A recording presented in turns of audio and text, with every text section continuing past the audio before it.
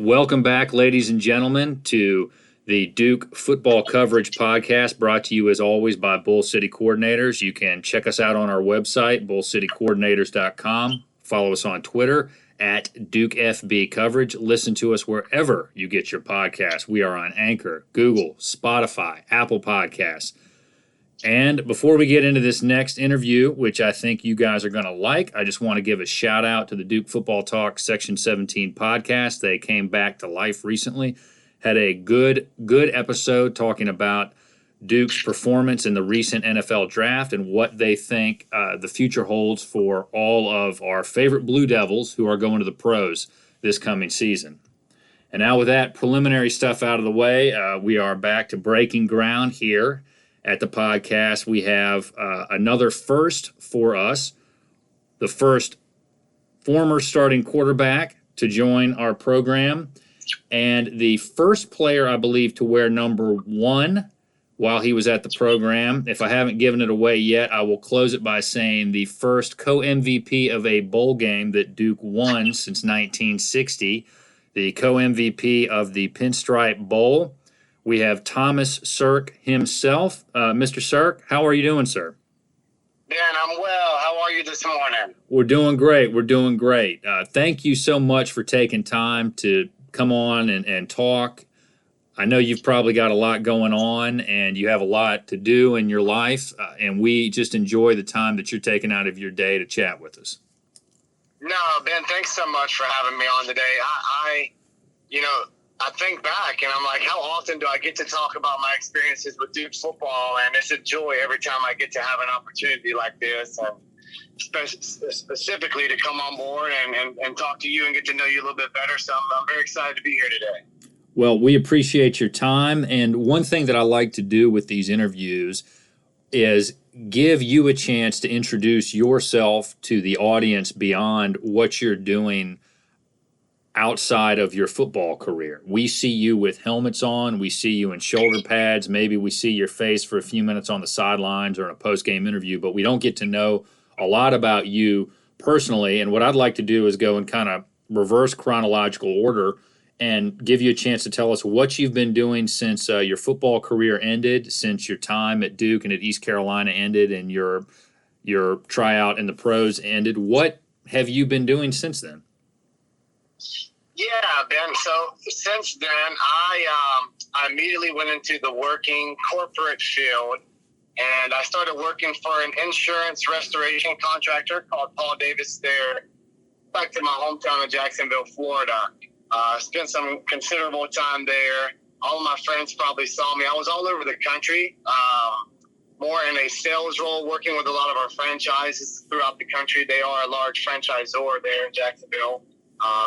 And so I traveled a lot. And then I spent 4 months out in San Francisco, California, shutting down a couple of our offices out there and selling off some assets and working with some of the large insurance carriers, Chubb Insurance, Liberty Mutual, the State Farms of the world.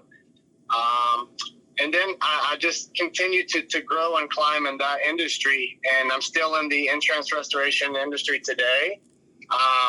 I am here in Austin, Texas, and that's where I've been since May of last year. And I serve our Texas markets. And are you there? Yep. Can you hear me still? Yeah, we lost you. You were saying you came to Austin, Texas in May of last year. Oh, sorry about that. Yeah. I came to Austin, Texas of May of last year, working for the same company, and I've been with ever since. And now I'm happy. I really am happy to announce that just last week I accepted a new role with another insurance and commercial restoration partner called Blue Sky Restoration Contractors. I'll be overseeing all of the Texas markets, specifically here in Austin and Houston. I actually have to make the transition. Just bought a home this past week, just right outside of Houston. So I'll be making the move from Austin to Houston because I'll be serving there on a more of a day-to-day basis, but still serving my clients here in Austin. And I'll be working with the likes of JLL, Cushman & Wakefield, CBRE, just a lot of large commercial clients and insurance carriers here in the Texas markets. Well, congratulations on that. I'm glad to hear that your career's going well and that you've bought a house. I know it's not a great time to be buying with the premium that you're probably paying on that. So sympathies there, but I know that's an exciting time for you. Now, Yeah. I'm a trial attorney, and so when you mentioned the insurance companies that you work with, I was immediately thinking about some of the mediations and heated settlement negotiations we've had on the personal injury side of things. But are you dealing more with significant property damage claims, or just not to get too esoteric for the audience, but I'm actually curious a little bit more about what you do. Yeah, so I work with the property management side of things and large loss. So anytime there's a commercial large loss on a building, there's so many property adjusters that go into that. There's a lot of consultants, large loss claim consultants, and obviously you have the high-end carriers that are responsible for paying these out. And I work directly with these carriers to really, I'm more on the sales role. So I manage the contracts between the insurance carriers and then the large property managers, the large loss consultants of the world. So anytime, for example, I was down in Lake Charles, Louisiana following Hurricane Laura and Hurricane Delta back in August and then October of last year. And I spent 4 months there. We had a lot of large commercial jobs there that I had to manage the relationship with the client. And as you can only imagine, the catastrophe that happened there in Lake Charles, Louisiana, when you're trying to rebuild an entire community following a storm of that nature and that magnitude, it looks like a war zone when you go in. So I was there a day immediately after Hurricane Laura hit back in August of last year. And you can't even drive around, because you have power lines down, you have buildings that are damaged, there's flooding. But our goal is to get there and start managing our clients right away, especially on large commercial losses. The sooner we can get in, the more damage that we can mitigate and save face a little bit, if you will, for these insurance carriers, right? So the longer you let it sit there, the more damage you're going to have and the more that the insurance carriers are going to be responsible for. So my job is to manage the relationship with these carriers and the client as the middle ground with the restoration contractors and the actual people that are going to be doing the work to put these buildings back together. Well, tell us a little bit, to change gears, what your NFL experience was like, and then how long it took you to adjust to a life outside of playing football every Saturday. Yeah, it was a short-lived NFL career for me. I had it was just such a blessing to even have the opportunity following my injuries, which I'm sure we'll get into later. Yeah, and so I was with the New York Giants for a short stint there.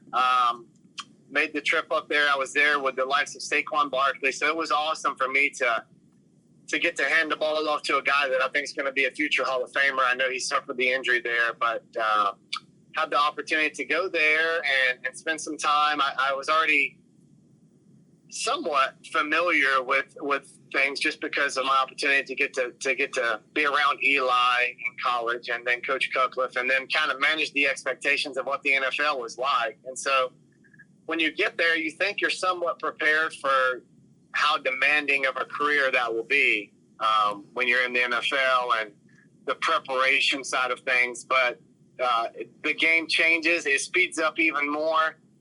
There's more checks and balances for a quarterback walking up to the line of scrimmage. There's more audibles at the line of scrimmage for what you're going to have there. So, yeah, it was a short-lived career, but I definitely, from that experience, it was invaluable to my personal career, just because the same approach that I took to sports, I take today in my professional career, just as far as preparation goes, the relationship that you have to build with people. Because I think as you're an NFL player or a college football player, the relationships around you matter. Because you have to grow connections with the guys, right? You have to grow trust with your offensive linemen, your receivers. And I think it's the same way in business, because you're dealing with a lot of people that come from different backgrounds.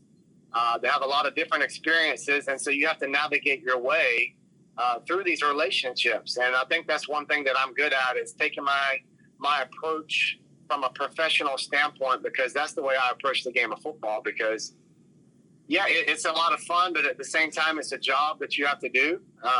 And being the quarterback, you kind of like to be the guy that's the leader, that even if you don't want to assume the leadership role, if you're a quarterback in the NFL or at the college level, you just automatically basically have to accept that role, because when things start to hit the fan, people are going to look to you for answers. They're going to look to you to be the leader. And that's the same approach I take today in business, is that I went into my first job in the corporate office, and you got to work your way up the totem pole in the corporate world. And I immediately started to gain traction with a lot of the C-suite executives and the executive roles for our company, simply because of my approach to the game and my professional manner and how I built relationships with people and treated people, and setting goals, right? You set goals in football. Goals as a football player, you don't really want to let yourself fail from those. And I took that same style to the business world, and I think it gained me a lot of credibility early in my. Hey, Ben, you still there? Yeah. You were saying that it gained you a lot of credibility. Yeah. Gained me a lot of credibility there in the professional world. Well, I'm going to go a little bit out of order to follow up on some of the things that you mentioned there. You mentioned the injuries that you suffered. Obviously, we're familiar with the one that happened in 2016, but why don't we just go ahead and get into that now? Tell us what injuries you suffered, what the rehab process was like, and how the Duke staff helped you with that. Yeah, absolutely. So I just want to make sure you can hear me. I'm just going through a little back road. Can you still hear me okay, Ben? Yes, sir. Yeah, so my first injury, so I redshirted my first year at Duke in 2012.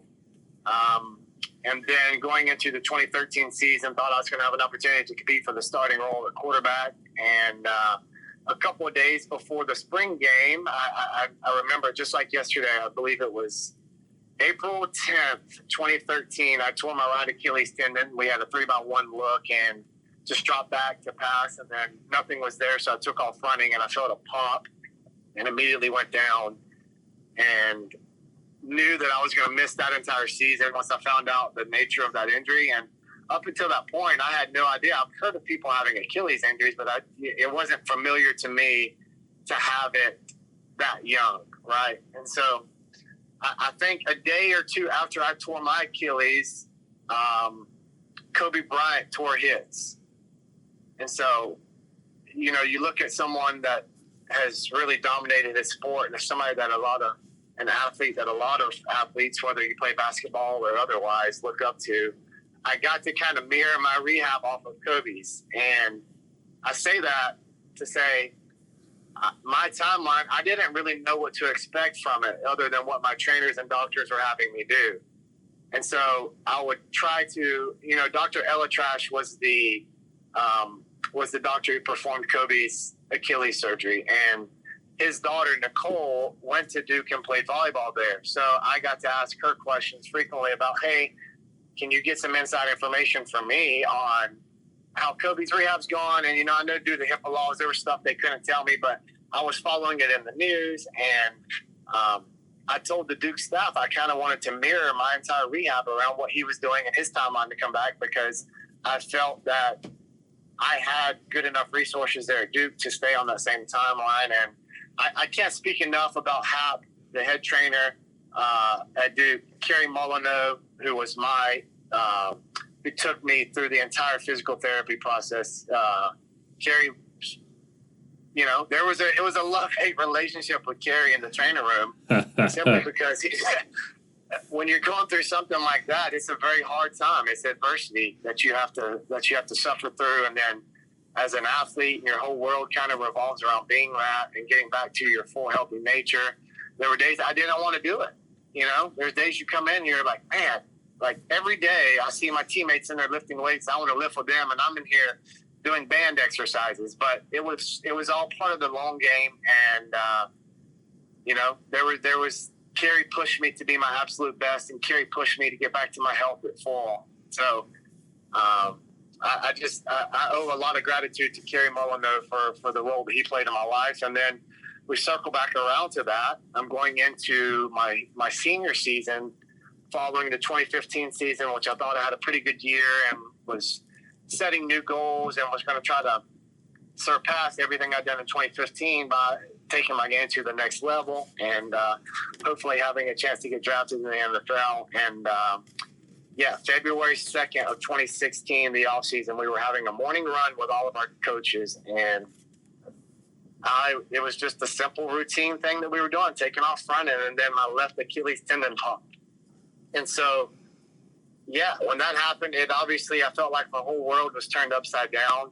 I really didn't know how I was going to get through that moment of my life because it was my senior season, but I didn't put my head down and mope about it. I had a few days. I gave myself about a week to feel sorry for myself and said, okay, let's get back, and I got to get my shit together, for lack of a better word. And so started working with Carrie immediately again, and at that was my doctor there who did the surgery, and he said, hey, are you in to take a more aggressive rehab approach to try to get you back within 6 to 7 months so you can play your senior season? And, without hesitation, I said, absolutely, count me in. I'm willing to put in the work every day to get back to where I need to be. I was voted the team captain by the team, and it was important for me to get back out there leading on the field. I know it's important, just as important to lead off the field, but to get back out there on the field. So I said, you know what, no matter how hard this is going to be, no matter how hard Carrie pushes me after suffering injury, I'm going to work harder than anybody that I've ever been around to get back on the field. And I did, Ben. I worked tirelessly, made a lot of sacrifices through that time of my life with even some relationships I had with people because I was watching film more than I've ever watched. I was engaged with my receivers and my running backs and my offensive line studying film because in my mind, I was going to be ready for that opening game versus North Carolina Central to start the 2016 season. And so through a lot of blood, sweat, and tears, I started feeling healthy, and I went through fall camp. And, my body I knew was not at 100%. I probably felt like starting fall camp I was at 80% still with my rehab approach, but it was getting there. And I thought by the end of fall camp I could be closer to the 90% range to 95%, and I was being monitored by doctors and Carrie, and we were still pushing each other. And then fall camp came, and we were a couple of days out from the first game. And I remember, just like it was yesterday, Cutcliffe called me aside out of a quarterback meeting, and he said, I'm going to look out for your best interest, and we're going to hold you from the first game versus North Carolina Central, and we're going to try to have you ready for week 2. And so I respected Coach Cutcliffe's decision. He watched me every day on film. He works interactively with the training staff, and I was comfortable with that. So I said, hey, I'm going to sit out. And then that day that he told me that, we had an evening practice later on, and then I ended up rupturing my Achilles tendon on my left side for the second time, which totaled to be my third Achilles tendon injury. And so I said, as bad as that you can feel in life or your lowest point, that's how I felt after that, right? Because I put in so much time and effort, and so many people had put in time and effort into me.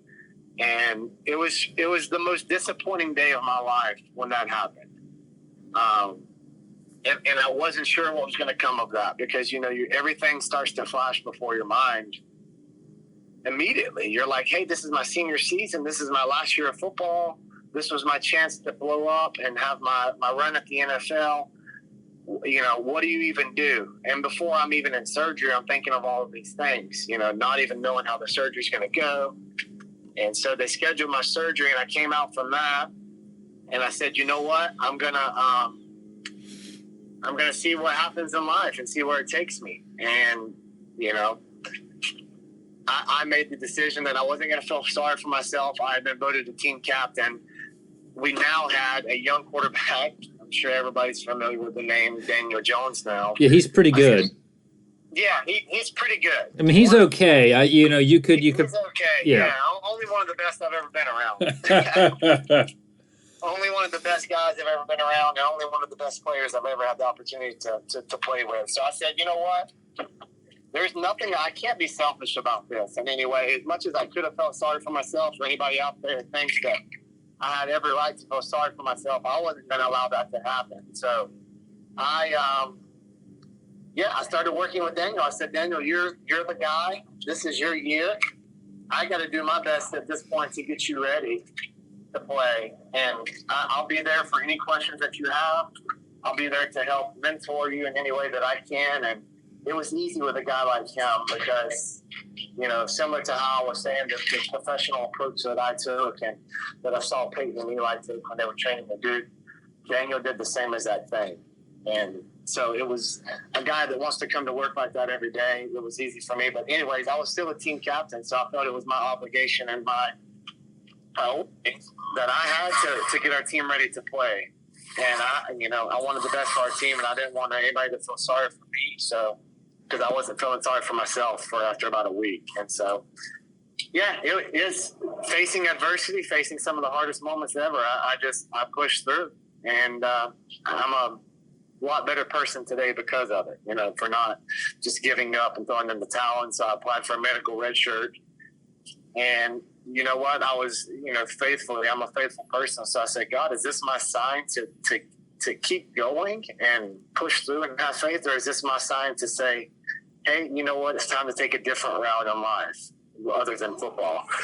And so I did that. And, once I applied for that medical red shirt, I did it just to see if I could get it, to have the opportunity. What options were open in my life? And then I was granted that 6th year. Still wasn't sure if I was ever going to play football again. Wasn't sure if I would recover, or even if I wanted to play again. I knew that I wanted to, but I didn't know if I was going to be healthy enough to play. So I had to consider all those things. And it was a very adverse moments in my life to tear my Achilles, but at the same time, it grew me as a person. I took an approach to those injuries that I could get better and learn something from them, and hopefully through the way that I handled them, inspire other people that were dealing with similar things in their lives, or people that may be on the verge of giving up when something gets hard. I kind of took that approach when I could have taken a completely different route to how I handled it. Well, let me follow up on a couple of things there with you. One, What was the 2016 season like for you on the sidelines? Because to your point, you guys had won the first bowl game, I think, since 1960. You had lost some key players from that team, but you brought a good core back. Seemed like the sky was the limit, and now you're unable to play. How did you deal with that? And then tell us how you ended up at ECU and what your season at East Carolina was like. I missed the last part there, Ben. How my season was at East Carolina following my 2016 season? Well, just what was it like on the sitting on the sidelines in 2016 and watching that season unfold with all the injuries after everything you guys had gone through, and then tell us what your season at ECU was like. Yeah, that 2016 season, it was obviously difficult because I wanted to be out there more than anything in the world. But, one of the key things they talk about being a quarterback is having mental reps and just picturing yourself in that. And every practice, every game, every play call for that 2016 season, I was engaged in. I had a headset on most of the time on the sideline, so I knew exactly what the play call was. And I just envisioned myself in those scenarios and what I would do. And this continued to lead. And if there's things that I saw from a defensive perspective that I could go and coach my guys up on during the game and help Daniel out with to see what he saw, or maybe say, hey, this is what I saw. If you didn't see it, here's what you could do. Or my offensive lineman, hey, this is a blitz that the defense is bringing. I think we should make this call to protect it. So I was fully engaged, just like I was still the quarterback. Nothing really changed except the fact I was not the one out on the field operating the plays, So I didn't want anybody to see that it was a weakness for me to be on the sideline. I wanted to be the leader that, I was called to be, and I wanted to be a leader that, I got voted one of the greatest honors. I heard Tom Brady say this: the greatest honor that you can have is to get voted a team captain, because it's your teammates voting that, which means they obviously have a lot of trust, confidence, and respect for you.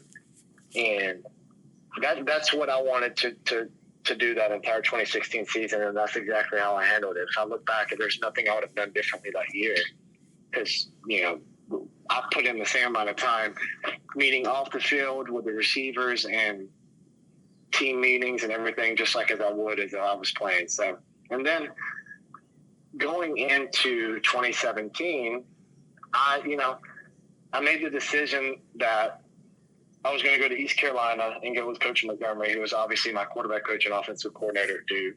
And I wasn't even sure if I was going to play, but I knew that he knew my scenario. I was familiar with his coaching style. I really liked what he was doing at East Carolina. I thought it was a great opportunity for me to go there and play. And, it was an easy decision for me to say, hey, I'm going to give this one more shot, and I'm going to go do it with Coach Montgomery, which East Carolina is only an hour and a half maybe east of Duke. So it wasn't like I was making a huge transition in my life. So, and then, I got there and still wasn't all the way healthy when I was there at East Carolina. When I first got there, I still wasn't sure if I was going to play, but, I take chances in life and don't look back on them, right? So there was a chance I was taking, so I went there and competed for the starting role against Gardner Minshew and, had the opportunity to play one more season at East Carolina. Well, it turns out Minshew's not too bad of a quarterback either, but turning a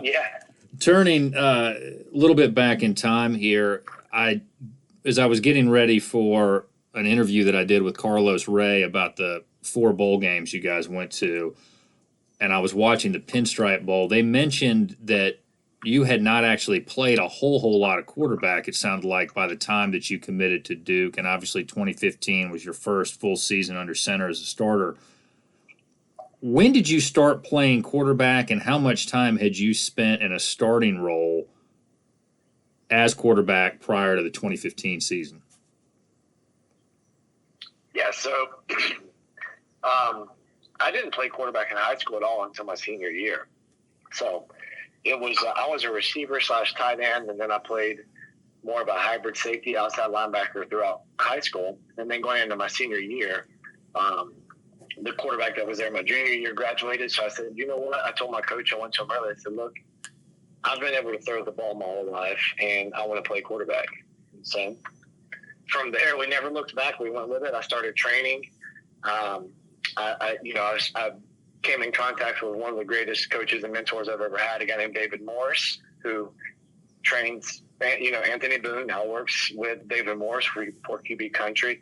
That's where Daniel trained in high school. And, I started training with David Morris in Mobile, Alabama, made frequent trips to Mobile from Jacksonville. And, in Florida, I don't know that many states have this, but in Florida, you get to have so many practices, and then you play in a half of a game, a spring game. And so that was my first opportunity to showcase my skills as a quarterback, because we were playing Trinity Catholic, who was, I think at the time, they were the defending state champions in the state of Florida.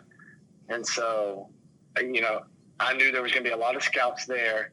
I knew it was going to be a great opportunity to gain some traction recruiting at the quarterback position. I'd already had offers at that time to come in somewhere and possibly be a tight end, just because of my body structure and body style.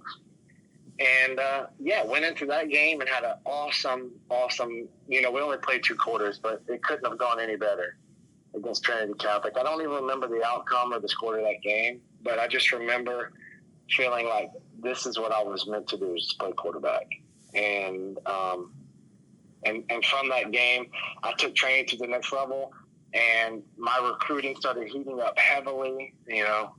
Tennessee, Duke, all these people were inviting me to come to their camps, and then that's when I went to Duke. I visited Duke that summer it wasn't a specific quarterback camp; it was just an overall camp for everyone. And then I went there as a quarterback, and then performed well. Actually, Anthony Nash was the receiver that I was throwing to most of the day, which is funny because I think we both picked up offers that day from Coach Cutcliffe. He called me up in his office with my dad and my cousin Gary at the time, who made the trip with us, and presented me a scholarship opportunity to come play football at Duke. And I fell in love with everything about Coach Cutcliffe, the school, the program, the direction that the program was headed. And Yeah, that I really shut off my recruiting early because I felt that was the place for me.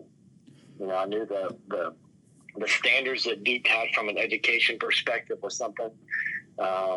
Just the history of excellence that's what I wanted to surround myself with. So it was an easy decision for me. I committed in July of that year and then came into Duke and said, I'm a long way from where I need to be a starting quarterback in college football and even more so in the ACC, a Power 5 conference. And I went in with the attitude that I was going to learn and be a sponge and absorb as much information as I could and learn about protections and route concepts and everything under the sun that you can. And I was doing it from the best person in the business, David Cutcliffe. So for me, it was an easy decision. And coming in, I got to learn from Sean Renfrey and just so many guys that pour into you. And that's one of the great things about Duke is that there was nobody really selfish that was a me guy. It was always about the team and it was always about developing things. And so people did that for me. Sean Renfrey did that for me. Anthony Boone did that for me. And when it was time for me to do that for Daniel in the 2016 season, it was very easy because that's just the culture that Duke had there. And that's how teammates look out for each other. Well, with the understanding of when you started playing quarterback, I guess I have the answer to my question of why you didn't slide much. It never seemed like you were the guy to slide at all. Was that ever a discussion that you guys had with your coaches on the sidelines about don't take that hit, slide? More often than you can imagine. More often than you can imagine. Every Sunday, rewatching the games from Saturday, it was almost like, Sirk, what the hell are you doing? Just slide. They asked me, what the hell are you doing? That was a big question for me all the time. As much as they told me to slide, it never registered to me when I was on the field to slide.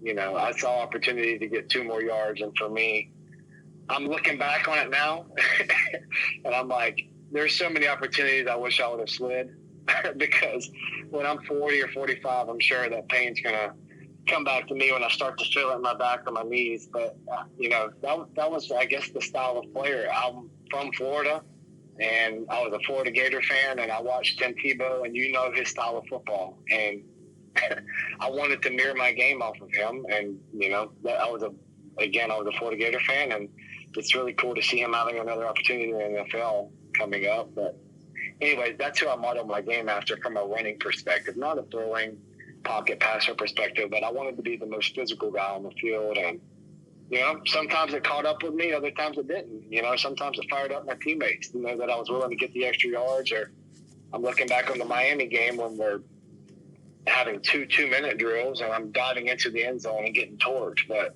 that's the extra mile I was willing to go to get some yards or even score a touchdown. Well, we'll talk about the Miami game later if I have the intestinal fortitude to do it again. I've talked about it probably too much, but I do have some questions about that for you. So one thing I do want to ask you, your experience as an incoming freshman, what would you say to folks who are coming in now and getting acclimated to college football, a top-notch university? What would you tell them to try to help them through that process? Yeah, you know, as a freshman, you come in and you're the best guy on your team come out of high school. Most of these guys are. You know, you've been the star your entire life, and, you know, you do have an opportunity to come into college and be a star and meet somebody that plays right away. But what the advice I would give is to come in and be a guy that's humble about the process, be a guy that wants to not talk it, but come in and walk it. You know, a guy that's going to come in and put in the time, not only on the field, but a guy who wants to be watching film, a guy who wants to be in the weight room, a guy who's going to handle their business academically, because that's a huge component of it. You know, when you get to college and you think that you're just going to slide by, being, you know, because you can. And there's some high school situations where you may have teachers that favor you or may not. But when you get to the college level, your academics are very important. And so and listening to your coaches, I look back at all the moments where I'm like, damn, I really do not like this coach. But I'm looking back at him and I'm like, I love these guys because I see what they were coming from now that I'm older and now that I'm removed from football. And even when I was an older guy or a senior or junior, it all started to make sense to me. A lot of the things that I thought were like petty rules almost, it's things that I value so much now in life. And I just want to stress to the young guys at an early age to come in is that the process is the process and you can't cheat it. You know, there's no way around it. There's no shortcuts to it. When you get there, just like I did and everybody else who wants to be really good at playing football, you can't take shortcuts to the process. And, you know, I saw something this week that's the quarterback for the Eagles now. He said, you know, rents due every day and I don't plan on missing it. So that's kind of the approach that I would tell the young guys. All right. And that's a good line to remember. Let's start with the first couple of years at Duke.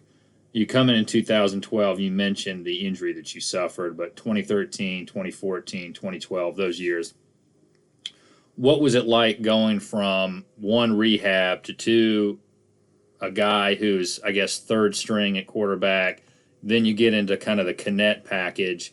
What was that process like for you and then developing into a starting quarterback?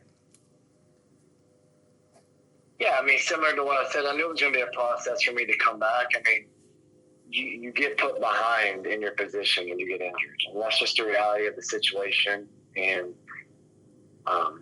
I knew that I was going to have to come back and prove myself. The coaches knew how I played and they knew my style at that point, obviously. But you got a lot of other guys who've been working and putting in the time to be the starter and maintain being a starter. And for me, it was hard to come in and not be the full-time guy early, right? Because that's what you all want to be. You work so hard to be the starting quarterback, and I did. And so I just took as much as I could learn. Like I said, I took as much as I could learn from film and studying that, and all the experiences that other quarterbacks. I didn't only watch myself. I was never a guy that just wanted to watch myself. I watched all the quarterbacks, and I saw what they did well and what they didn't do well, and things that they did better than I do that I could mirror my game after. So I watched a lot of guys. I went back and watched a ton of Sean Ramford film. I went back and watched a ton of Anthony Boone film. And then, Thad Lewis. I even went back to watch a lot of his games because there were so many things that he did well. And then if you could improve your game at every aspect of it, if you're not a great drop back passer, you're a better runner, what can you do to become a better drop back passer? And so, it was just watching guys that have played the position, that have been there, and again, respecting the process and the coach's decisions. And because it's not something that I can control. All I can control was the work that I put in, how many plays that I made on the field, how much information I was able to retain from the meetings and take it to the practice field when it came to a protection standpoint, from setting, adjustments, hot routes, everything that you can do. That's how I took my game to the next level, was through those opportunities. And if I wasn't the starter, there was a reason for it. And, complain less, work harder. That was kind of my approach. Well, that's a good advice to follow in every field and almost every position that you're going to find yourself in life, not just football, but certainly, like you mentioned, in the business world. But in 2014, you're playing a lot in the Connect package and the short yardage goal line situations. Then 2015, you're the starter. Was there a learning curve for you going from those two roles and transitioning into the starter? And if there was a biggest challenge or most important adjustment that you had to make, I'd like to hear about that. Yeah, I think it wasn't much of an adjustment simply because the way that we practice at Duke, we practice great habits. When you practice great habits, you're going to bring those things to the playing field. And so it was not that much different of a transition to be in different roles from the quarterback position, because it wasn't like if I wasn't in the starting role that the starting quarterback was practicing any different plays than I was, right? All the plays that we practiced were the exact same. And we all had the opportunity to have different looks on defenses. And so I would think the biggest thing for me was just really stepping into your role. I mean, when you become the starting quarterback, like I said earlier, you have a lot of guys that are going to lean on you to be the guy, and they're going to look to you, and they're going to look for you to make the adjustments, to make the calls. And I think for me, it was just really stepping into the confidence role. I was already a confident person, but you have to be almost overly confident in that position. And so when I figured that out, I think that's when I took my game to the next level, and I knew that I was going to be the full-time starter. And you're already, once you get named the starter, you're already confident in yourself. But I took an overly confident approach to it, not a cocky attitude, but it's almost like, okay, I'm the guy, act like it. Well, let's go to the 2015 season. There's a couple of games I want to ask you about. What is your team's approach going into that year? And I ask that with this background in mind. You'd been to a bowl game in 2012. Me and family members were at that game. Heartbreaking loss and painful ending for Sean Renfree's career. 2013, magical season. Everything was just about as perfect as it could be. And then a heartbreaking loss at the end in a bowl game. And not to rinse and repeat here, but you guys remember, I'm sure you remember very well, 2014 in the Sun Bowl, another heartbreaking loss to end the season. Yep. What are you guys thinking about, and how, if at all, did those bowl games motivate you guys going into 2015? Yeah, I think bowl games are great to play in because you look at it from a perspective as it's basically another spring, because you get to develop young players. You get to develop guys that have extra practice sessions and prepare yourself for the following season. You get to really give guys that haven't had opportunities at that point, that are younger, that are going to be stepping into seniors' roles, to have more reps. And so you go into the bowl game approach, and it's great to win a bowl game, and it's so great to have the extra experience to play against teams like Texas A&M. Or you play for the ACC championship against Florida State. You're playing against the top talent in college football. And so for us, we knew that we were on those levels to play against teams like that, but it wasn't good enough to just play against them. We wanted to beat them. And we thought that following the 2014 season, we had the talent to go win an ACC championship. And I really do think we were, when you look at that season, everything seemed to be going great up until that one moment at the Miami game, right? I think we really did have a chance to go and compete and possibly win an ACC championship. And, we definitely had the talent to do it. And it was really disheartening to know that we fell short of that goal, because we didn't want any, we were excited that we get to go play in the Pinstripe Bowl, and that's kind of in the situation we were in. That was the best case scenario for us to play in that bowl game, because we knew that Duke has a larger fan base up in New York, and holy cow, how many guys get the opportunity to play in the Yankee Stadium, the history that goes back with the Yankees organization, right? So playing in that was great, but we still, all of us thought we fell short by not playing in the ACC championship, because, and that's the direction the program is headed, right? You come in, and I committed off of a 3-9 season from Duke, 3-9 season, I believe. And the standard at Duke becomes playing in an ACC championship. That's the kind of program you want to be a part of. And if you're not playing in it, then you're falling short. So that's the approach that we had as a team, was that it was like ACC championship or bust. Well, let's just go ahead and get into it. I'll go into a less happy memory of a game, and then we'll go to two hopefully happy ones. We mentioned Miami a couple of times. Walk us through, because I watched it again to prepare for this interview, which I'm kind of kicking myself for doing at this point as many times as and let me tell you, I have loved every minute of these interviews that I started doing in December of last year up until now. Yeah. That said, and I appreciate all the time you guys have spent coming on. That said, reliving that moment from 2015, as much as I've had to do it, has been extraordinarily mentally painful. But that last drive where you guys have the ball, there were a couple of pass interference calls. Max McCaffrey was doing what Max McCaffrey does, which is arrive at big moments in games. And you guys were stepping up, and you were that kind of a guy. When it was on the line, you would make a play. Right. And you had a lot of guys on defense, like, AJ Wolf, Devon Edwards, Carlos Ray. I can't remember if McDuffie was playing much in 2015 or if that was more 2016, but you had, younger guys coming up too, like Ben Humphreys. Yeah. You guys had a lot of hard-nosed players, and somehow you're willing yourself towards the end zone right at the end of that game. Walk us through that final play, and then be honest with me. Did you actually cross the goal line? Because I've watched that again, and I didn't get a good angle on it. So what happened on that last play? Yeah, well, I absolutely crossed the goal line. I would never say otherwise, even if I didn't. I would never. But, yeah, I actually did. Yeah, it was I think back to some of the plays. I think specifically to the plays, like you said, Max McCaffrey made showing up.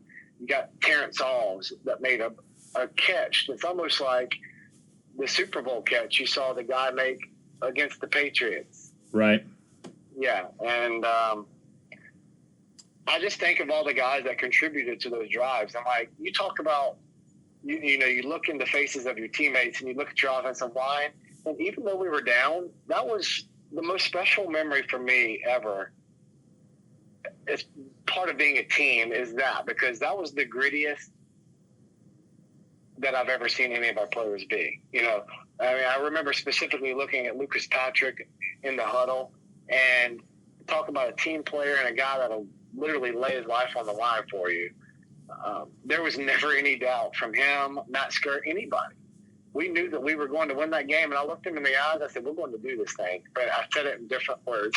Right. I said, we're going to do this thing. And when I said that, I'm telling you, I've never had the support that, hey, we're all in this together right now. We don't care what it takes. We're going to win this game. And to get across in that final drive and to have the teammates there, the best feeling I tell people is that when you're in the end zone, it doesn't matter who scores, but when you're all celebrating it together, just like you all scored, that's what college ball is about. That's what playing offense is about, is getting to share those moments with your guys.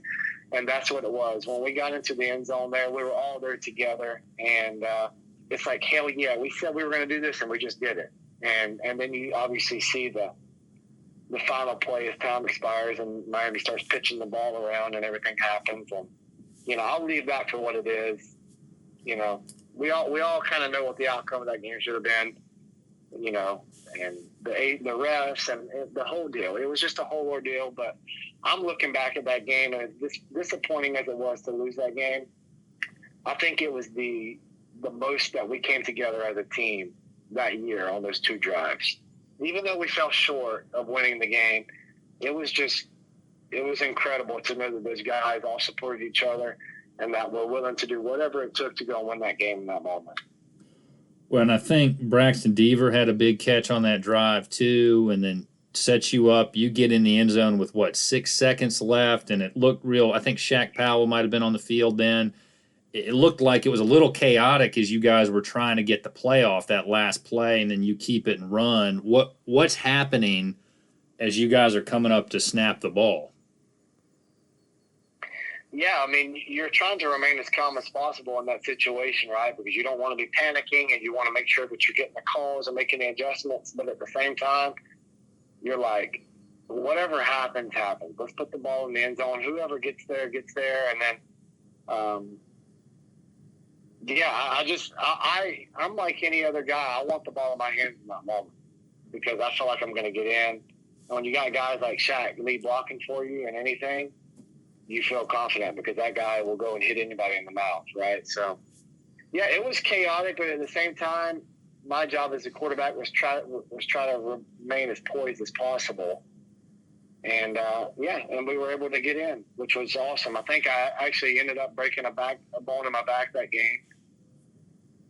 Just I got torqued diving into the end zone versus Miami. I remember it was so bad. Then I couldn't even – I'm telling you, the next 2 days after that game, I couldn't sit down by myself.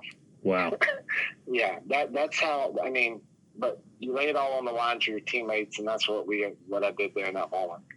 Well, so take us through the aftermath of that game, and I'll qualify this. I don't know if you've had a chance to listen to any of these, but I've talked to Carlos Ray, David Reeves, A.J. Wolf, Ross Martin. I've talked to a lot of people, and if I've left anybody out who's on the team that I've interviewed about that game, I apologize. But I've talked to a lot of people about that game, and it seems like the aftermath of it, the way it was handled, and then the league coming out and saying, or the conference coming out and saying, yeah, Duke should have gotten the W there, our bad. That didn't really help you guys move forward. Now you're talking about literally putting your back on the line for the team and suffering a pretty bad injury there. How did you guys deal with that and process that collectively as a team?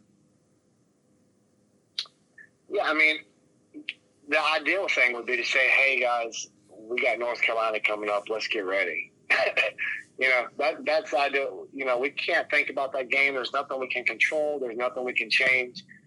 But to be honest, it was just the most deflating moment for all of us. And, I remember Coach Cutcliffe coming into the locker room to speak to the team following the game. And it's like, what do we even say? You could have heard a pin drop in that locker room because nobody said a word. Nobody was complaining. Nobody was arguing. It was just a pin drop just because that's how deflating it was.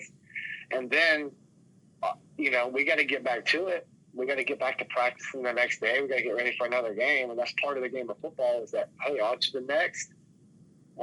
Control what you can control, move forward, get prepared for this week. But it was almost a distraction, I think. With everything coming out and the use of social media in today's age, everything happens at a flash. And so it was all over the TVs. I just remember being in a restaurant on campus. It was either Monday or Tuesday following the game. And it's all that they talked about for like a 20-minute segment on the TV, So we're trying to get prepared for another game. But at the same time, it was just like we had a lot of momentum at that point for our team, coming off of some, what were we going into that game? 6-1. Yeah. Yeah, we're 6-1, and we had some momentum. We had some steam rolling, and we're getting ready to finish out the schedule strong and go win an ACC championship. And then it just became a distraction. And then to hear about the officials, and it's like, you just feel so cheated. Right, you feel so cheated, but that's life, and that's part of the game. And like I said, you can't go back and control it. But ideally, you would have liked to say, "Hey, we moved forward," and we did at the practice field. You would have never known that we just lost to Miami on the field, just because we had to prepare for the next game. But then you come off the field, and it's like whatever day. I think we had media day. I think it was Tuesdays. Whatever day, I can't remember the exact day we had media during the week. But I just know that I had to go and speak to all these reporters and media, and there was more media surrounding our team than there usually was, just because of the nature of that game and the publicity that it got us. And it was all over ESPN. And I just remember there being like 10 to 12 extra reporters I had to talk to on media day. And I'm like, look, I don't want to talk about this. And neither does anybody on our team. Like, you're bringing up questions to us that are not important, that are not irrelevant, that are not relevant to us. And we've already had enough distraction from that, from the national news outlets and media and ESPN and everything. It's like we don't need to be reminded of it anymore. And so I just think it was a really deflating moment and a big distraction for our team. Well, let's turn to some happy moments from 2015. All right. And we talked about this one a little bit before. And actually, before I get to that, though, in one clip that I found of you, they said that you had the nickname of Cyborg, and you never always believe what you hear or read. But one, was that true? And two, how did that nickname come about? That's all Coach Durfee, our strength and conditioning coach. He's got this incredible ability to call everybody but the real name. Nickname for every person on the team. By the way, my favorite coach, I've never been around someone as a coach that's been more influential for me than Coach Durfee. And I would think if you ask most any player at Duke, they would say the same thing about him, because truthfully, you spend more time in college with your strength and conditioning coaches than you do your position coaches. And that's the reality of the fact. Off season, you have your meeting and you have things, but at the end of the day, you're on the sideline at practice even talking to Coach Durfee, your strength and conditioning coach, just coming and checking up on how you feel, because you put in all this work in the off season to be as prepared as possible. And so there's nobody that cares about you more than this guy. And he's the one that came up with the name Cyborg. I don't really know where it happened. I just remember our locker room is on the first floor of the building, and on the second floor we have a turf field. And you come from the locker room and you come up the stairs to that turf field. And I just remember one day, Coach Durfee's like, Cyborg, let's go. And that's how he talks, Cyborg. And so that sticks from there, huh? Once he calls you a name, it sticks. Like, you can't say, oh, I don't like that, because he doesn't care. He's going to call you that name. And if you don't like it, it's probably more incentive for him to call you. Well, let's turn to a couple of happy games from 2015. We talked about this one a little bit before we got started, but a game that started in the daytime and then ended late in the evening in Blacksburg against Virginia Tech. Ross Martin, who I think only missed field goals against Virginia Tech. I don't really recall him missing much anything else. And then sure leg Ross. Yeah, he was. You had a good kicking teams unit between him and Will Monday back then.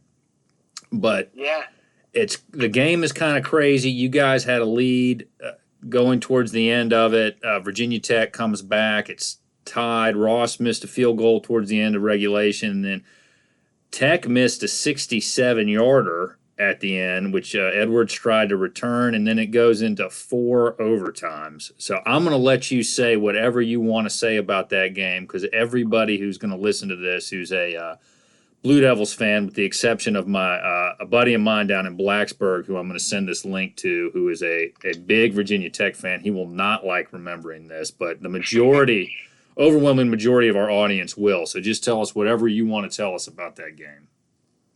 Well, I'll tell you one memory I have from that game is that you got Duke legend Bob Harris, and it was like, that had me in tears. And for someone who's been around sports as much as Bob Harris, it was the most incredible moment to have the team stream the field when you got 70,000 plus fans. I mean, it was deafening in Blacksburg. You could not hear a thing on the field. I couldn't hardly make any calls. I will give their fan base a shout out, because it's one of the most exhilarating places to play in all of college football. And almost somewhat, they take this approach that they want to intimidate you, because they have what is the song they play when you come out? Enter Sandman.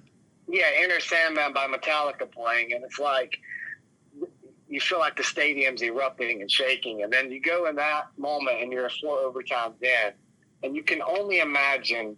They played at the beginning of the game, but when you're going into overtime and you still have every fan there from the beginning of the game that's there still going into overtime, and they play Enter Sandman again, I'm like, the energy in this place couldn't have been any better. So for us, I'm like, our goal, I told our guys, was like, hey, I remember being in the huddle. I said, I hope this game's been fun for y'all and you've enjoyed this environment. Because I was like, we're about to go shut them the hell up. You know, we're about to go shut them the hell up. That's what I told our guys. And, yeah, you know what? There were a lot of really great play calls by Coach Montgomery. There was a lot of confidence from our guys. You know, it was almost like the most poised I've ever been in a game. You know, they're like, 4 overtimes. Was it nerve-wracking? How did it go? No, my body was tired. I had 2 IVs at halftime, thankfully, because, you know, I think I read somewhere it was like the longest game in ACC history. I don't know if that's correct, but I think I remember reading that. But anyway, we went the distance with them, and, yeah, we were just on fire. I felt accurate. I felt poised. I felt ready to go. At that point in the game, we knew we were not going to be able to hear each other. So communication was a huge factor for us at that point, coming from the sideline. And, yeah, I mean, I just remember opening up. Eric Snyder made a really great catch. Anthony Nash made a really great catch. Max McCaffrey, you can't shout out enough guys in those moments. And then at the end of the game, it was like, yeah, you know, I remember the linebacker coming up, and I put a move on him and got past him, but it's like Matt Skura wanted that touchdown more than I did, I think. if he had the ball, I think I'm pretty sure that it was my guys basically dragging me in there at the end. Yeah, they were pushing you to get, because you were at a point where you guys had to go for two, and you had mentioned the catch from Schneider. You guys got the ball. It's your first play in the fourth overtime, and you find him, I think, over in the left corner cutting into the end zone, and he catches it, and then you run the ball in. And you guys were ranked, I think, maybe 23 in the country at that point. What did that win feel like for you guys? Yeah, you know what? Being a road warrior in college football is a big thing, because playing at home, you have the comfort of being there, getting dressed there. Everything's kind of on schedule more. But when you go to an away game, especially when you're playing with the likes of Virginia Tech, when you have that type of fan base, it's just the biggest confidence booster for your team to go win a game like that. Because already going into the game, it's going to be a tough opponent. You've read the scouting report all week on them, and then you go into that environment, and it's just I've never been more fired up to walk away from a game. And all of our phones were blowing up after that game, and I think that game may have been on ESPN. I think it was, right? I think it was. I remember I had something that I missed part of it, but when I woke up the next morning, I was ecstatic to see that you guys had won. So, hey, you know what? It's I get on the bus that night, and I remember our guys, and they're like, I think it was either Lucas Patrick or Matt Scarra. They just let out a big blow of air, like it was a big relief, like whoo, And I look at him, and I was like, I was never worried. Well, that was a big win for you guys for a number of reasons, but perhaps the most important was that was a win that got you guys to be bowl eligible for the fourth time in 4 seasons. And then you get into the bowl game, you bounce back to close the season out with a win against Wake Forest. What is the collective mood of the team headed into the Pinstripe Bowl? Yeah, you know what? We were all excited. We got to go spend Christmas in Times Square. That's an exciting feeling. To be somewhat, you feel like you're a part of the New York Yankees organization in some matter, just because you get to play in their field and take tours, and you get to do all kinds of cool things. But at the end of the day, we really wanted to win that game because we knew we'd fallen short in bowl games the previous seasons, and it was like, for us, that's not good enough. We really have a chance to solidify a spot in Duke football history with this game, and we knew what was at stake there for us. And there's some bowl games where you're like, do guys really want to play in it? Would you rather be somewhere else? But no, that was never the feeling with this bowl game. I mean, every guy was all in. They wanted to be a part of history. They all wanted to go to New York. Everybody wanted to play in the Yankee Stadium. And so, getting that moment and that opportunity to play in that game, we were fired up. I just remember the practices before that game were some of the best practices we've had all year. You would say, hey, fall camp are probably your best practices just because it's new and fresh. You're strapping back on the pads. But you know what? For us, after many, many weeks of being tired and broken and beaten down, our guys had a few weeks to finish up the final exams and then get back on the practice field and kind of be refreshed somewhat. And so I just remember, and you talk about that's some of the final times you're ever going to play with some of your best friends, your teammates. So we enjoyed playing in that game. We enjoyed being around each other, and we enjoyed beating Indiana in that game. Well, I remember that game. I was watching it by myself, getting ready for a trial that I had coming up, and I was reading a bunch of depositions, drafting and revising question outlines from witnesses. And I was not as tense as probably I would have been because I had something to distract me, right? You guys, though, are on the sidelines, and it's like a pinball game. I mean, it's going back and forth with the scores. Indiana's running the ball like crazy. Sean Wilson is doing what Sean Wilson does, which is run really, really fast and take the ball to the end zone. You break off a long run. There's a lot of excitement. Did you guys stay mellow? Did you stay calm? Did you ever get kind of caught up in the intensity of it? You know what? I think that's one thing that our coaches really did preparing us well for games is that we never got caught up in too much of the energy. And I remember when I first came to Duke, they always said it's never too high and it's never too low. We're going to try to maintain an energy level, and you put your hand up and you draw a flat line. And that's what we're going to try to maintain the entire game. So our team never got caught up in the highs or lows of games, and then it's like never as good as it seems and never as bad as it seems either, So in those moments, we all were kind of poised, and I think that's just a tribute to who Coach Cutcliffe is as a coach, right, and how he prepared us and how he expected all of his assistant coaches to prepare his players. So I think that's a huge shout out to our coaching staff. We maintained the game. We stayed within the energy, and Coach Cutcliffe always said, be where your feet are. And so whatever happened in the first quarter didn't matter in the third quarter. And that's that was our team approach to how we played. Well, in the overtime, you suffered an injury. You come out, Parker Boehm comes in. What injury actually did you suffer? And if it hadn't ended there in overtime, would you have been able to continue playing?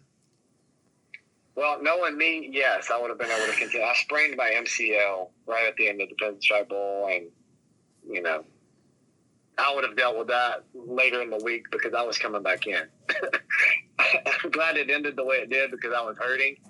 Hap, our trainer, probably would have fought me on that one and said, hey, no, you're not going to finish the game. But in my mind, I remember thinking specifically, get me the hell back in there. And, I sprained my MCL right there at the end. I think it was just a mild sprain or something. Well, you're on the sidelines when Indiana kicks its field goal. How did it look to you? Because I know we had rewatched it a bunch while the game was going on, and then to get ready for some of the interviews I've done with Ross Martin and some other of your teammates, I watched the end of that game. It didn't seem any doubt in anybody's mind on the Duke team that field goal by Indiana was no good. I mean, the Blue Devils stormed the field right after that. Was there anybody on your team that thought, oh, wait, we're going to second overtime? I mean, what was the thought process? No, we never questioned it. I knew it was wide, as did Ross and everybody else. We all knew it was outside the goal. But you know what? So here in Austin, Texas, we were near downtown, and I met these folks who went to Indiana. And I was, we started chatting, and they started talking about it. And they were like, oh, my God, you were part of that? And I was like, yeah. I said, it wasn't even close. That's what I told them. That kick wasn't even close. But realistically, it was pretty close. But I still think they made the right call. Right. And it's interesting, you only see, as a fan, kind of the views, the replays. And, we mentioned the Miami touchdown. From the sideline where the view the ref has, it looks like how he could see that you were in, but we didn't have a good view of that on the replay. So it's interesting to hear from you guys kind of what you see, what you observed, and what you saw. But so 2015 ends with a victory in the Pinstripe Bowl. What did that victory mean to you guys, to you individually, to you as a team, and I think most important to the coaches after all they'd been through from 2008 to that time? Well, for me, the first thought I had was how important it was to the entire Duke fan base. Because, you go so many years, and we had so many great fans, and there was the support of so many people who stuck it out through the tough years of watching Duke and not winning a bowl game. I mean, I have I think it was 1960, 1961 was the Cotton Bowl. Is that what Duke played in? Correct. I have a hat, still to this day, I found in a storage closet at Duke in one of the study buildings that has that game on it. And so I immediately thought back following that game, how exciting it is for our fan base to finally have something to show for. I think that the trophy was unreal. I think it was a turning point for Duke football. And, we've been playing in bowl games, and it was like to a point where fans were like, okay, just playing in a bowl game is not good enough. Now we got to win one. It's kind of that feeling. So you hear that, you're like, oh, well, and people are talking about us, and you want some people to take you serious from the media and stuff, and it's like, we finally have something to show for and win a game, and it's like you put in all that hard work, and what a way to send off the season. In New York, Pinstripe Bowl, our families were excited. It was just a great week. We knew that we practiced better than we ever have leading up to that game, and to walk away from it with a victory and to walk into, for me going into my senior season, I think it was the biggest uplifting and confidence booster that you could have had for a team moving forward. And we knew we were losing a lot of key guys, but definitely wanted to send you think of a guy like Braxton Beaver that stuck around and played another year when he didn't have to, and to send him out with that moment and that memory, what a great feeling for guys like him that didn't get a chance to come back after that year and go out with a bang. Well, as a fan who suffered through the 90s and early 2000s and what all that was like, it was a great, great moment. I remember I had a Victory beer right after that. I think it was Victory Golden Monkey, but I know the brand was Victory, and I had that set aside for that game. I wasn't going to drink it unless you guys won. So yeah, I think we had a few. We had a few that night too. Well, it was. It was really, really special. And then, sure enough, you show a team how to do something. The next two bowl games, the Blue Devils go to, they get wins, right? And once you learn how to do something, you can keep doing it. And so it was really, really special as a fan to see that, and like you said, to send a lot of those seniors out as winners. Now, last couple of things I want to talk to you about. You mentioned Coach Cutcliffe a couple of times, and it sounded like he was a big reason why you committed to Duke. Yep. How did he help you grow as a player and as a person?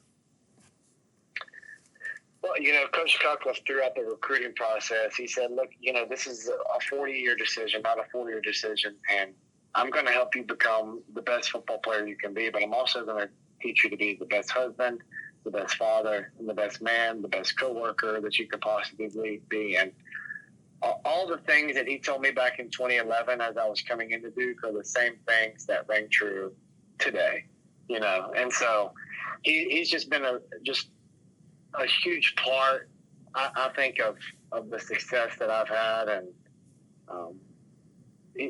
whatever skill that you do have, Coach Cutcliffe is going to heighten that skill and help you take your game to the next level and push you to be the best you can be. And as a quarterback coach or as a head coach, it was even that much more special that he had such a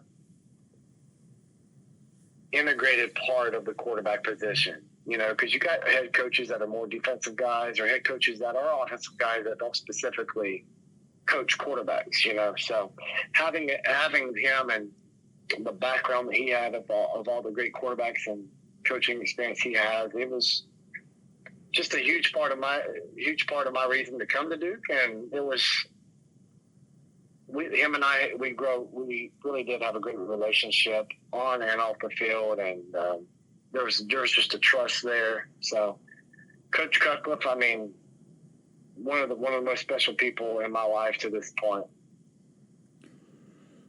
Well, to close out, I'd like to give everybody a chance to talk about pretty much anything they want to talk about in regard to their time at Duke. It can be the campus, the education, the football program, the rigors of being a student athlete there, and how it's helped you in your employment post football. Just anything you want to talk about. It's an open mic. Yep. Yeah, you know what? Duke will always hold a special place in my heart. It's a place that I'll always go back to. I can't wait to share my experiences there with my kids.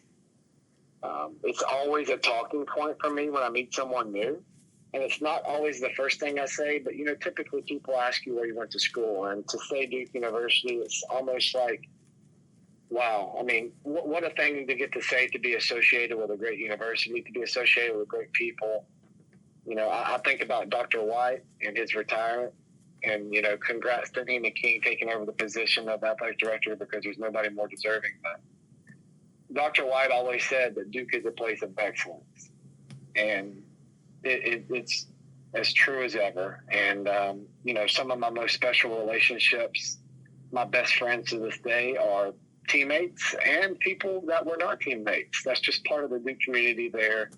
And it's a special place to be. I only hope that the university continues to grow and continues to shine its light on the world, because it does so many good things. And I'm just glad I always get to be a part of that and be a part of a awesome alumni base there.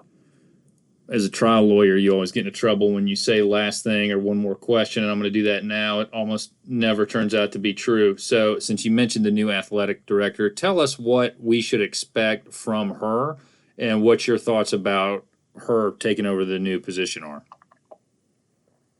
Yeah, well, you know what? I think there's no one more deserving to be in that position. And I know that she's worked incredibly hard to get to that point in her life. She's worked under Dr. White and got to learn and train from him, who I think is the best in the business of doing it. When you look at his tree of people that have branched out from him, think back to Stan Wilcox, who left Duke to go take a position at Florida State. It's really great to see that Nina gets to stay right there at Duke and take this position and continue to showcase the excellence of the brand that Duke University has to offer. She gets to showcase the brand of Duke sports and the athletics that are there, because I think they're the best in the entire country from an organization standpoint. And from, they always say you don't want to be a part of a great team, you want to be a part of a great program. And I think that Nina embodies the great program that Duke is collectively for all sports. And so, it's exciting for her family that they get to stay there in Durham. I know that that's the place that she's called home, and I know how much she loves Duke and being part of it. And now that she gets to continue to lead the process forward, I'm very excited to see that. Well, we are excited for Miss King, and we're looking forward to her continuing the great legacy of Duke athletics. They're having a good year this year. The lacrosse team's been doing well. Softball team's done well. And hopefully the football season will be a good one coming up. Well, Thomas, I just want to say thank you for taking the time out of a Saturday morning to come on and chat with us and to talk to everybody about your time at Duke and what you're doing now. We appreciate it, and we appreciate everything you did at Duke. And you'll always hold the fans will always remember your time in Durham fondly, especially bringing home the Pinstripe Bowl win. That was very special for all of us, and we're so glad that you were a Blue Devil and that you took time to speak with us and share your experiences today. And for all you fans out there, all you listeners out there, we have a few more interviews that we have scheduled and lined up throughout the remainder of the summer. I'm not going to drop any more. I already told you about Coach Latina agreeing to come on. We're hopeful that that'll go forward here in June, but we will have some others take place as well. As always, you can check us out on our website, bullcitycoordinators.com. Follow us on Twitter at DukeFB Coverage. Listen to us wherever you find your podcasts, Anchor, Apple, Google, Spotify. We're pretty much anywhere. And we thank you for your continued listening, your continued support, and your continued engagement on social media. If you have any questions, shoot me an email, bullcitycoordinators@gmail.com. I monitor the website, and I will reply to you. If you're associated with the program in any way, past, present, or maybe a future commit, shoot us an email, send us a message on Twitter. My DMs are open. I'd be happy to set something up to talk with you. And we look forward to many more good interviews in the future.